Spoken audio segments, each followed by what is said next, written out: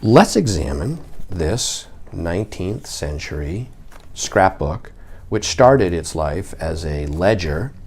It's got this calf or a sheep skin spine, which is dried a bit, and these marbled paper covers. Someone as typical for this era, has repurposed the album to make it into a scrap album.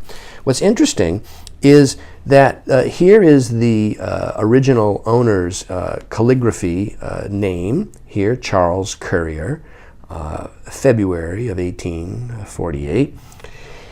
And let's now, the album is basically coming apart, but many of the leaves are still attached.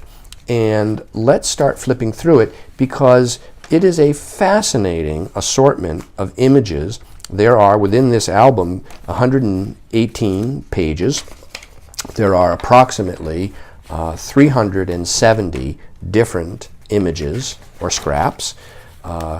These beginning ones are remarkable Americana, like so. Well, we could say actually racist, stereotypical of the era. And here we have that continued, like so. This little bull's head here is an embossed gold.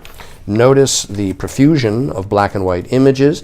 It's interesting because in the 1850s and 60s, that's nice. That's hand-colored, actually. Color was sort of a rarity among printed material for most people in their daily life.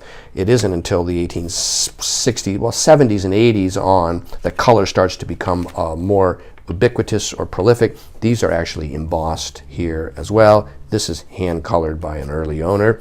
This is an 1879, looks like a Prang chromolithograph. But most periodicals and journals and books had black and white illustrations in the 1850s.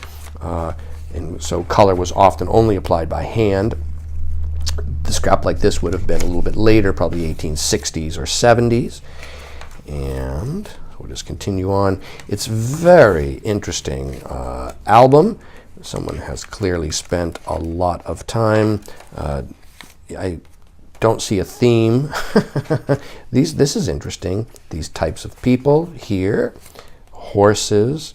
It's like the whole range of, like aphorisms and little poems and sayings. And these types of albums, of course, are in a sense American folk art. They're all one of a kind, assembled by a person with their free time at home, including images that appealed to them for whatever reason it was.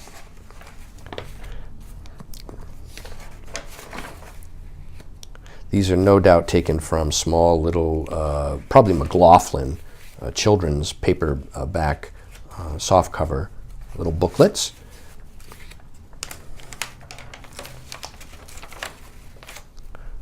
Here's another African American one. This looks like almost like an early Santa Claus kind of an image.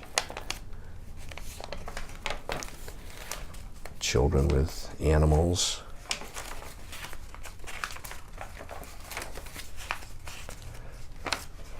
This likely was assembled somewhere in New England. I see quite a bit of Boston-related things and New England-related things. Not exclusively, though. This is interesting, though. This is Kentucky, which is like you wondered, where did that come from? How did that get into this album? That's very interesting.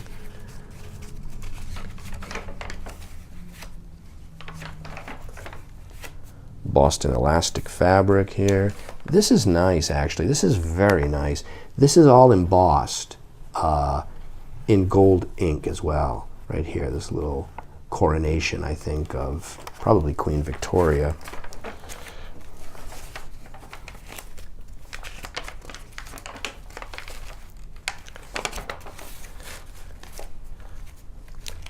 They clearly had an interest in people of other lands. A good bit of some foreign imagery within as well. A very interesting visual scrapbook. It's just very interesting.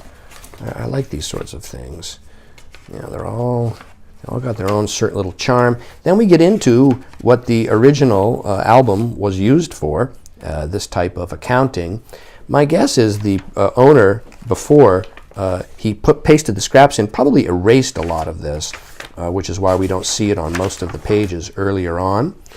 Here is a handwritten poem of some kind. And so these further pages are dated, some of them are 1849. And here I think is the final leaf, I believe, with a scrap affixed to it.